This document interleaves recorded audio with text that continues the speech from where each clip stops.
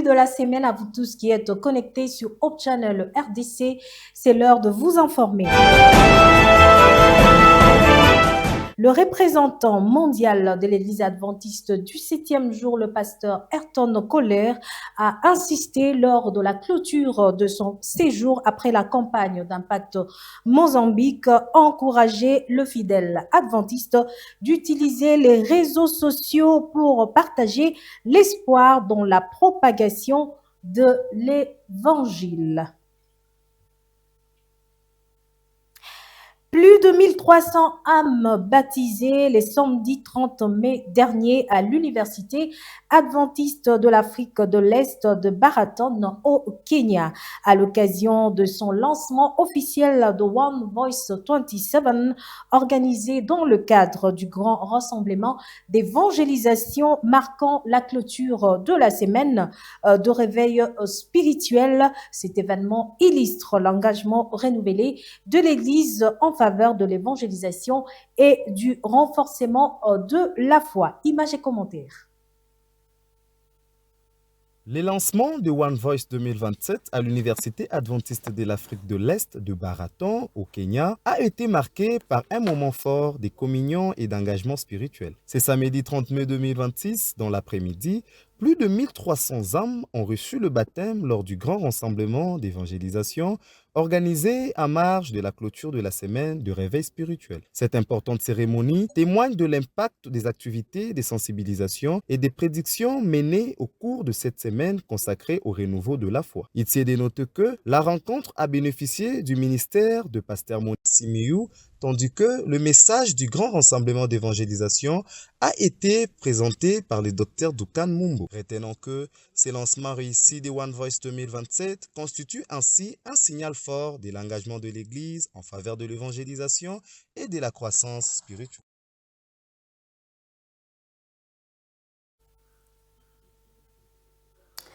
Quittons le Kenya pour Kinshasa. Une réunion de restitution des orientations du ministère de Femmes et Enfants de l'Église adventiste ici de la région d'Afrique centre-est s'est tenue le dimanche 31 mai dernier à l'église locale de Bondalungwa sous la direction de Madame Claudine Chilandantumba, directrice de Femmes et Enfants de l'Église adventiste du 7e jour du Congo-Ouest, autour du renforcement de ces ministères et celui de possibilités. Pierrette Ngoïkankishi pour les commentaires. Une réunion des restitutions des recommandations issues de l'advisory du ministère de la Femme, du ministère des Enfants et des services communautaires adventistes d'Orca son cycle s'est tenue le dimanche 31 mai 2026 à l'église adventiste du 7e jour de Bondalungwa à Kinshasa. La rencontre a été présidée par Claudine Chilanda, directrice du ministère de la Femme et des Enfants, ainsi que le ministère de Possibilités pour la partie ouest de la République démocratique du Congo. Elle a réuni les pasteurs, les anciens d'église, directrice du ministère de la Femme, responsable de Dorcas du service communautaire adventiste, responsable du ministère des Enfants, ainsi que le moniteur des écoles du sabbat des enfants de plusieurs églises locales. Cette séance visait à transmettre aux responsables des terrains les principales orientations et résolutions adoptées lors des réunions consultatives organisées par la division centre-est africaine. Les échanges ont porté sur le renforcement des activités destinées aux femmes, aux enfants et aux services communautaires afin d'améliorer l'efficacité de ces ministères dans l'accomplissement de la mission de l'Église.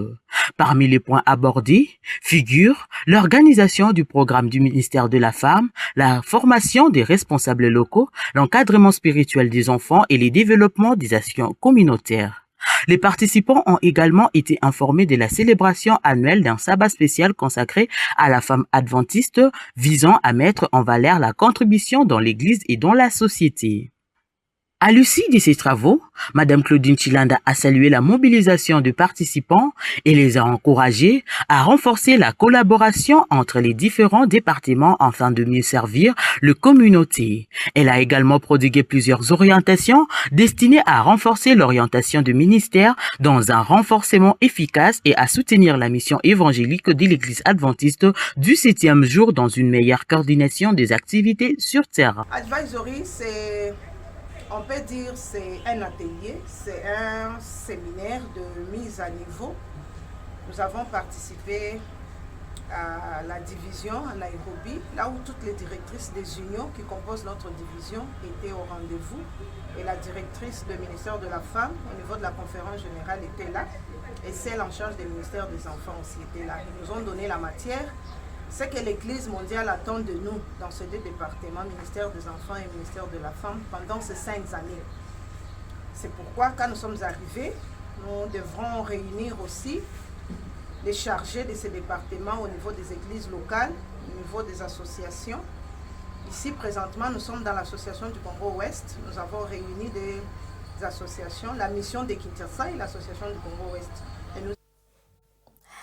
À l'issue de cette réunion, Madame Claudine Chilanda a également insisté sur la mise en place d'une nouvelle brochure pour enfants qui sera désormais disponible dans de prochains jours et distribuée dans toutes les églises. Ainsi, elle exhorte les monitrices à s'en procurer dès sa mise à disposition afin de contribuer à une meilleure formation spirituelle des enfants dans les jours à venir. Suivez Madame Chilanda au micro de Pierrette Kankichi. L'assistance que nous devons suivre. Toutes les autres unions pouvaient faire ça, mais notre union n'avait pas encore commencé à faire ça. L'école du sabbat des enfants. Les enfants n'ont pas de brochure de l'école du sabbat des enfants. Et chaque église était en train de donner aux enfants une leçon de son choix. Et ici, nous avons insisté dans la restitution pour dire désormais, les églises vont passer commande de brochures de l'école du sabbat des enfants. Et nous avons insisté que les enfants ne doivent plus être entassés dans une seule classe. L'Église mondiale a réparti les enfants dans 7 classes de l'école du sabbat.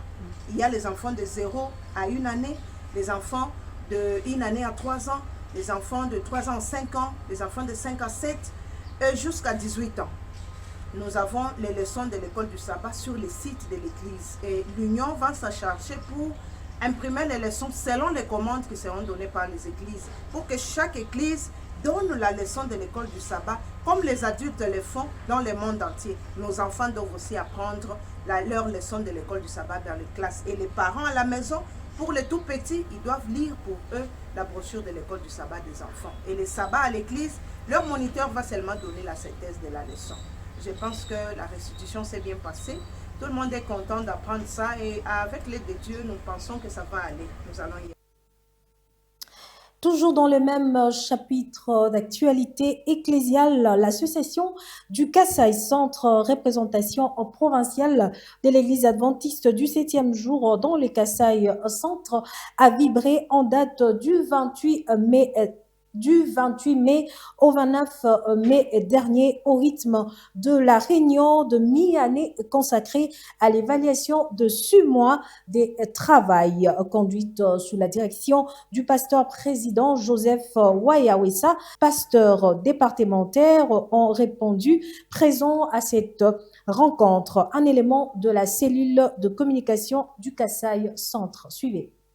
L'association du Kasaï Centre a clôturé ce vendredi 29 mai 2026 sa réunion d'évaluation de mi-année organisée à Kananga du 28 au 29 mai 2026. Cette rencontre a réuni les pasteurs chefs des districts, les responsables ecclésiastiques, ainsi que les différents départementaires de l'association du Kasaï Centre autour de l'évaluation des activités réalisées durant les 5 premiers mois de l'année 2026. Placée sous la direction du pasteur président Joseph Wayawesa, cette réunion avait également pour objectif de définir de nouvelles perspectives pour les mois à venir.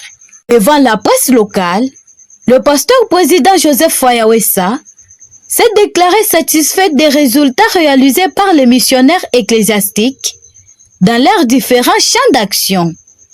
Il a cependant encouragé les responsables religieux à multiplier davantage d'efforts afin d'atteindre les objectifs fixés par l'Église avant la fin de l'année. Par rapport à notre charge en tant que berger, et puis aussi ce que nous avons réalisé, il y a encore à recycler, à travailler davantage dans l'équipe pastorale, parce que la lyre reprend l'église à 27e jour, et là nous nous retrouvons nous sentons vraiment qu'il faut travailler doublement pour se lancer aussi, s'attraper dans l'élan de l'Église universelle. Bon, nous sommes reconnaissants à l'équipe pastorale. Nous sommes reconnaissants. Tout et chacun s'est tenu par rapport au conseil donné au concile 2025 du mois de décembre. Tout le monde s'est tenu. Et c'est sûr que c'est un processus. Ce n'est pas en un jour que Rome a été battu. C'est avec beaucoup d'années, beaucoup de temps. Et que nous allons aussi atteindre, comme les autres, dans d'autres siècles. Sinon, il y a des avancées considérables. Et nous avons à féliciter l'école pastorale parce qu'ils ont cette volonté, il y a cette compétence-là et il y a seulement question d'accompagnement. Les participants ont aussi échangé sur plusieurs stratégies visant le renforcement de l'évangélisation, de la communion fraternelle, ainsi que le développement des activités ecclésiastiques au sein de l'association du Kasaï Centre. La réunion s'est achevée dans un climat de confiance, de paix et de fraternité entre les différents responsables ecclésiastiques présents à ces assises.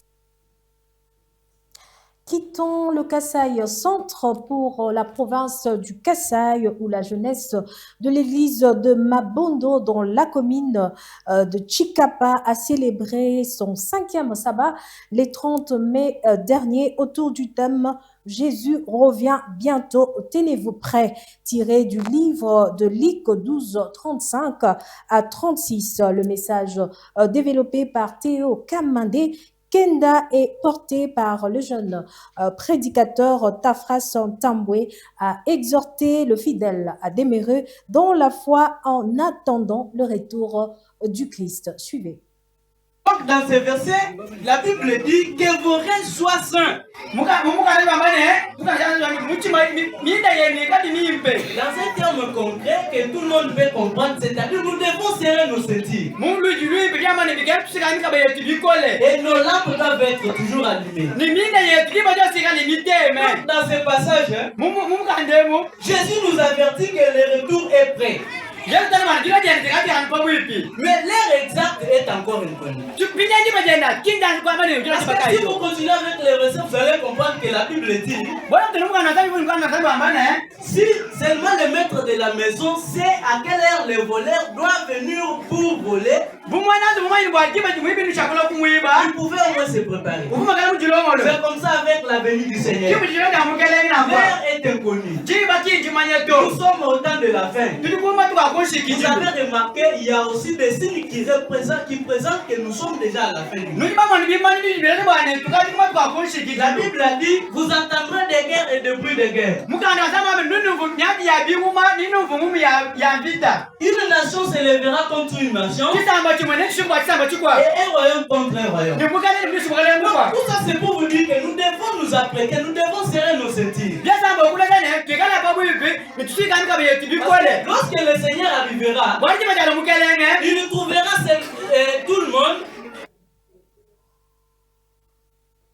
D'un chapitre à un autre, le 31 mai dernier, la première ministre Judith Suminwa Tuluka a assisté au défilé haute couture de la créatrice congolaise Charlotte Kambeya qui s'est tenue au centre culturel et artistique sous les thèmes inspirants Retour aux sources. Cet événement a été une véritable célébration du patrimoine culturel, création unique qui allie tradition et modernité. Dans le secteur de la sécurité et dans le cadre de l'opération Dobo visant à lutter contre le banditisme urbain à Kinshasa, 48 présumés criminels ont été interpellés par la police nationale congolaise. Cette annonce a été faite par le ministre de l'Intérieur, Jacquemain Chabani, lors du conseil de ministres du vendredi 29 mai dernier, au cours duquel le gouvernement a réaffirmé sa détermination à renforcer la sécurité des personnes et de leurs biens dans la capitale. Les autorités indiquent que ces arrestations s'inscrivent dans la poursuite des actions engagées contre le réseau criminel et les groupes de délinquants communément appelés Kuluna. Dans l'hydrocarbure, la République démocratique du Congo et la République algérienne démocratique et populaire ont consolidé leur coopération dans les secteurs des hydrocarbures avec la signature le 31 mai dernier à Alger d'un mémorandum d'entente. La République démocratique du Congo et la République algérienne démocratique et populaire ont consolidé leur coopération dans les secteurs des hydrocarbures avec la signature le 30 mai dernier à Alger d'un mémorandum d'entente entre la ministre d'État congolaise chargée des hydrocarbures Acacia Bandouboula Mbongo et son homologue algérien Mohamed Arkab. Cet accord marque une nouvelle étape dans le renforcement du partenariat énergétique entre la République démocratique du Congo et l'Algérie. Images et commentaires. L'RDC et l'Algérie ont franchi une étape historique dans leur coopération énergétique. Acacia Bandouboula Mbongo, ministre d'État, ministre des hydrocarbures de l'RDC, et son homologue algérien Mohamed Arkab, ministre d'État, ministre de l'énergie et des mines, ont officiellement signé le samedi 30 mai 2026 à Alger un mémorandum d'entente visant à renforcer le partenariat de deux nations dans les hydrocarbures. Je me réjouis de la volonté commune de nos deux gouvernements de consolider leur partenariat stratégique dans les secteurs des hydrocarbures à travers la signature d'un mémorandum d'entente qui constituera le cadre général de notre coopération bilatérale. Ces mémorandums d'entente posent les bases d'un cadre général de collaboration dans ces secteurs. Il s'agit de la concrétisation d'un processus amorcé en novembre 2025 à Brazzaville en marge des travaux de l'Organisation des producteurs des pétroles africains. Ces mémorandums d'entente traduira notre ambition commune de développer une coopération structurée, pragmatique et mutuellement bénéfique, couvrant l'ensemble de la chaîne de valeur des hydrocarbures, tant dans les activités d'amont que dans les activités d'aval. Nous souhaitons également que ce mémorandum d'entente favorise les échanges d'expertise, les programmes de formation, les missions techniques, le partenariat institutionnel ainsi que l'identification d'opportunités d'investissement conjoint entre les entreprises et institutions de nos deux pays. Nous souhaitons renforcer nos capacités techniques dans la mise en œuvre d'une banque de données pétrolières moderne, performante et conforme aux standards internationaux, afin d'améliorer la conservation, l'exploitation et la commercialisation des données pétrolières. Ces partenariats renforcés marquent un tournant ambitieux de la RDC qui, en s'appuyant sur l'expérience éprouvée de l'Algérie, se donne le moyen de transformer son potentiel pétrolier en un véritable moteur de croissance économique. Revenons dans la République démocratique du Congo. Kolwezi amorce une nouvelle phase de son développement urbain. Le maire Jacques Massengo a réceptionné la maquette et le rapport technique des levées photographiques marquant une étape clé du projet d'extension de la ville. L'objectif de faire passer la superficie de la capitale du Lualaba de 213 à 800 km² et de créer deux nouvelles communes pour mieux répondre aux enjeux sécuritaires, démographiques et d'aménagement urbain. Le détail dans cet élément.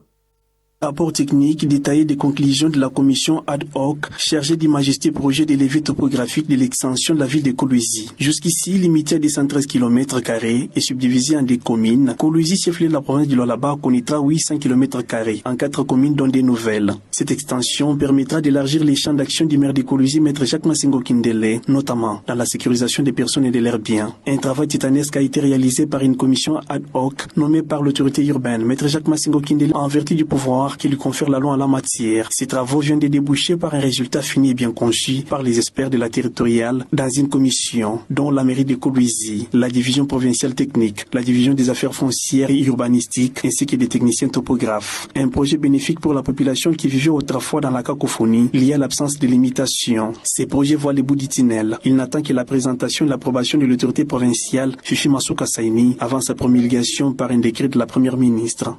Les maires avaient pris une commission pour faire l'étude de l'extension de la ville de Kolwezi. Aujourd'hui, nous sommes venus présenter les documents finis. Et la ville était dans une situation difficile, de faire les interventions. On a voulu chercher comment élargir cette extension si la ville aura l'obligation, avec sa sécurité, d'atteindre certaines populations qui sont aux alentours d'elle. C'était à 213 km, parce que Manika c'est 59 km², Dilala c'est estimé à 150 km, ce qui fait l'estimation à 213 km. Là nous avons pensé, on peut arriver même à 824 km². On va penser si on va être même à 2-3 communes, ça fait servir. Maître Jacques Massingo Kindele, au cours d'une audience accordée aux membres de la dite commission, s'est réjoui des rapports lui transmis par les experts. D'abord, l'autorité de la ville à qui nous l'avons félicité, grâce à ce qu'il avait mis sa main dans sa poche pour nous donner les moyens et les moyens de locomotion que nous avons fait ce travail. Parlons santé avant de nous quitter, alors que plusieurs pays envisagent de restrictions face à la résurgence d'Ebola. L'Organisation mondiale de la santé met en garde contre la fermeture de frontières. Selon l'institution, cette mesure ne permettrait pas de stopper l'épidémie et pourrait même freiner la transparence ainsi que le partage rapide d'informations indispensables à une riposte efficace. Ce n'est pas nécessaire de pouvoir imposer des fermetures de frontières. Et ça, ce n'est pas simplement l'avis de l'OMS, mais tous les experts dans le secteur de la santé peuvent vous dire la même chose.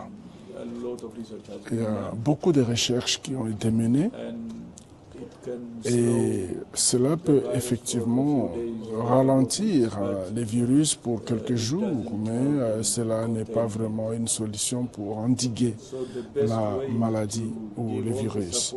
La meilleure façon de s'y prendre, c'est d'apporter tous les soutiens nécessaires, de lutter contre la maladie au niveau de l'épicentre et continuer à donner tout l'appui nécessaire.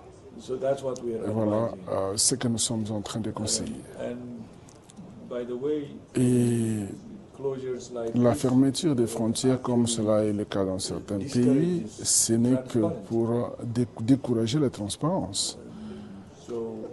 Donc, la RDC est en train de rapporter de manière transparente la situation et donc pour montrer que même si je suis au courant qu'il y a les virus dans le pays, mais je suis ici à Kinshasa et je suis en train de partir à Bunia.